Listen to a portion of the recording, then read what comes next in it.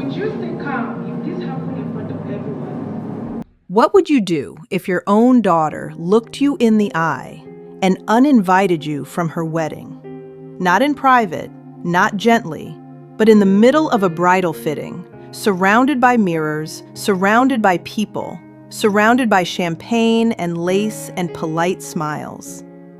Emma is 27, my only child, my heart outside my body. She was standing on a white pedestal while a seamstress adjusted the train of her dress. Ivory silk, hand-stitched beading, the kind of gown little girls dream about long before they understand what marriage even is. Everyone was watching her, and then she looked at me. "Mom," she said lightly, almost playfully, "I think it's best if you don't come to the wedding." A few bridesmaids laughed like it was a joke. It wasn't. I felt the air shift. You know that feeling? When a room doesn't change temperature, but suddenly you're cold? I forced a smile, because that's what mothers do. We swallow discomfort so our children don't have to. "Why would you say that?" I asked gently. She tilted her head, smiled again, softer this time. "You'll ruin everything." Not angry, not emotional, calm, controlled. And then she laughed. Guests were watching.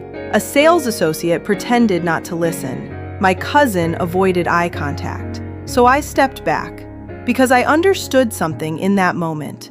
This wasn't about personality. This wasn't about old arguments. This wasn't about control. This was about something she thought I might say.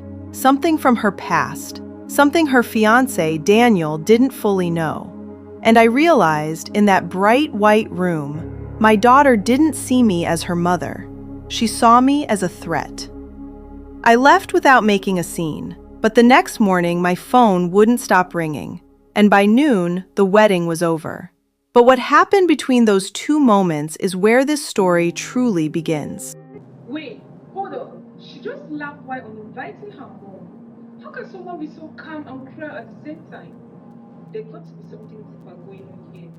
The worst betrayals don't come with shouting. They come with a smile. Let me take you back into that room. The boutique smelled like steamed fabric and expensive perfume. Soft instrumental music floated in the background. Emma stood elevated on that pedestal like a porcelain doll, glowing under warm lights. Her bridesmaids circled her, phones out, capturing every angle. I stood a few feet away, not too close, not too far. The safe distance mothers learn to keep when their daughters grow up. Do you know how strange it is to watch the child you once carried choose a life that no longer centers you? I was proud, nervous, emotional, all the things. Then she called me over, not loudly, just a small curl of her finger. I thought she wanted reassurance, maybe help with the veil, maybe advice. Instead, she leaned close and said, "Mom, I've been thinking." That tone, careful, calculated. "I don't think it's a good idea for you to be at the wedding." She didn't whisper it, not quite. Loud enough that the seamstress paused, loud enough that her maid of honor glanced up. I blinked. "I'm sorry?" She smiled. "You know how you get." How I get. That vague accusation, the kind that makes you question your own memory. I've never made a scene at a wedding, never raised my voice in public. I've spent 27 years cleaning up emotional messes quietly. So what was this really about? Then it hit me. 3 months ago, late at night, Emma sitting at my kitchen table, mascara smudged, hands shaking. "Mom, I messed up." She told me something that night, something complicated, something she called a mistake during a break. But timelines are tricky things, and so is truth. Back in the boutique, I looked into her eyes, not angry, not ashamed, afraid. She wasn't removing me because I embarrass her. She was removing the one person who wouldn't lie for her. "If Daniel ever asks you," she had told me months earlier, "you'll say nothing happened, right?" And I said something she didn't like. I won't volunteer anything, but I won't lie. That was the moment I became dangerous. So in that bridal shop, surrounded by witnesses, she neutralized the threat. Public humiliation, controlled narrative, problem solved. Or so she thought. Because what Emma forgot, what she couldn't control, was that I wasn't the only one who knew. And by the time she realized that, it was already too late. But what came next would unravel everything she tried to protect. Wait, so she panicked over a past mistake that her mom won't talk about. But if it was before the break, why does she feel threatened? Something is not adding up. Secrets don't disappear, they wait. 3 months before the fitting room humiliation, Emma showed up at my house unannounced. No makeup, no engagement ring, just panic. It was nearly midnight when she sat at my kitchen table, staring at her hands like they didn't belong to her. Mom, if someone makes a mistake during a break, does it still count? That's how she framed it, hypothetical, casual. It wasn't casual. She and Daniel had argued, taken space, that modern word that means everything and nothing. During that space, she reconnected with someone from her past, an old college boyfriend, familiar, comfortable, easy. She told herself it was closure, but closure has timestamps, and those timestamps overlapped. Here's the part that mattered. Daniel thought their break started earlier than it actually did. Do you see the problem? Emma convinced herself it was a technicality, a gray area. He doesn't need to know every detail, she said. It'll just hurt him for no reason. I asked her one question. If he asks me directly, what do you want me to say? She didn't hesitate. Tell him nothing happened. Not stay silent, not change the subject. Lie. And that's when everything shifted. I didn't raise my voice. I didn't judge her. I didn't shame her. I just said, I won't volunteer information, but I won't lie. That sentence became a fracture line in our relationship. Have you ever told someone the truth in advance and watched them start fearing you for it? From that night on, something changed. I wasn't just mom anymore. I was risk. Wedding planning became controlled. I wasn't included in vendor meetings. Dates changed without telling me. Conversations went quiet when I entered rooms. She wasn't being cruel yet. She was being strategic. Because fear does something strange to people. It convinces them the biggest danger is the person who knows the truth, not the truth itself.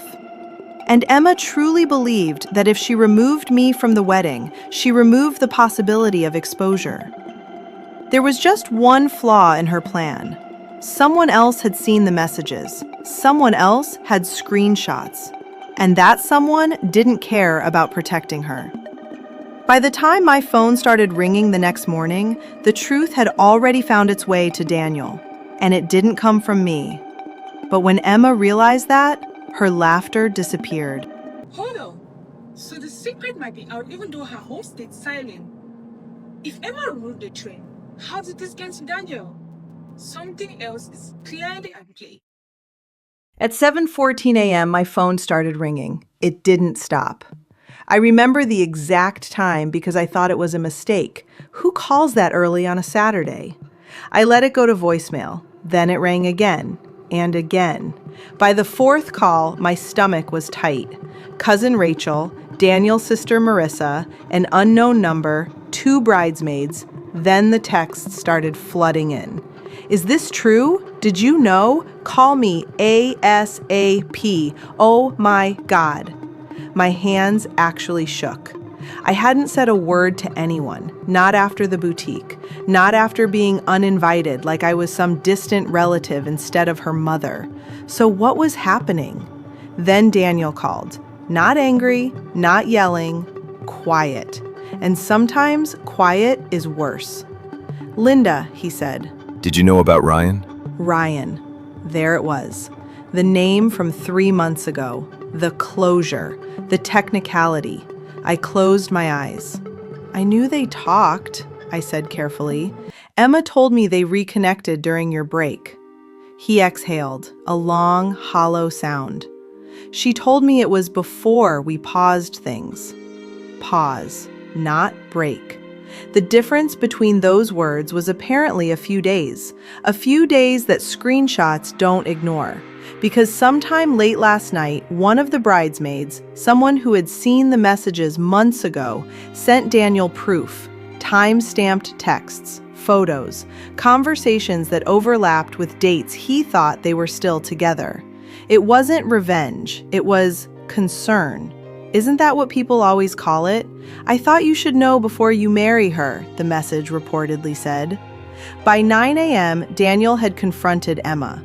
By 10:30, voices were raised loud enough for neighbors to hear. By noon, the venue was notified, postponed. By evening, it was official, canceled. 24 hours earlier, she was laughing at me in a bridal boutique. Now she was calling me, sobbing so hard she could barely breathe. You were the only one who didn't betray me, she cried. The irony was suffocating, because she had pushed away the only person who was trying to protect her from this exact implosion. But what she said next, that's what truly changed everything. By the time I picked up the phone, Emma's voice was barely recognizable.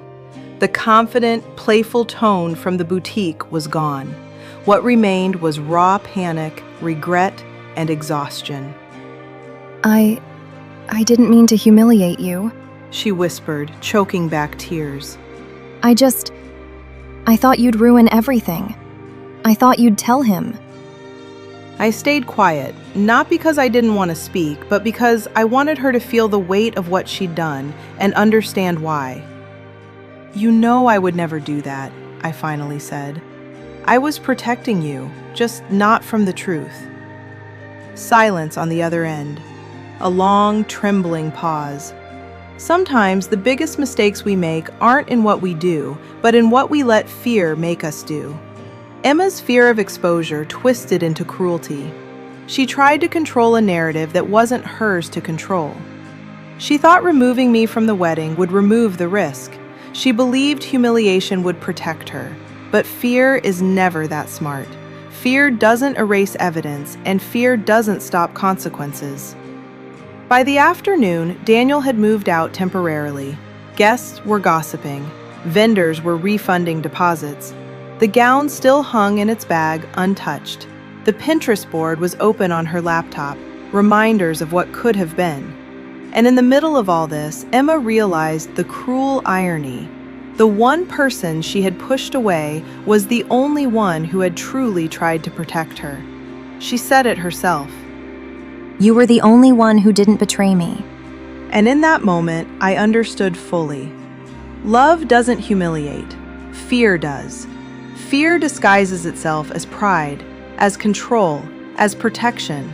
But underneath, it's just panic waiting to explode. I went to her apartment later that night. She was sitting on the floor, mascara streaked, wedding invitations scattered around her. No laughter, no defiance, just a girl terrified of her own choices. Why did you push me away? I asked softly. I didn't want to get hurt.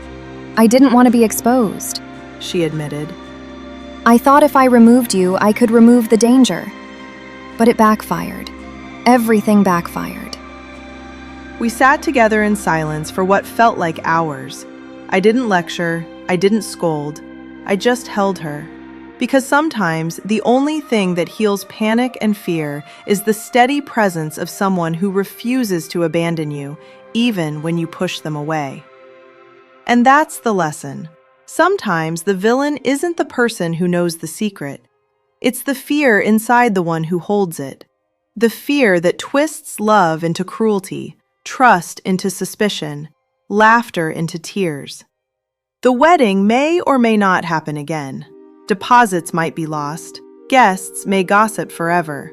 But trust, rebuilding trust, takes longer. Thanks for watching. Please like and tell me what you would do next in the comments.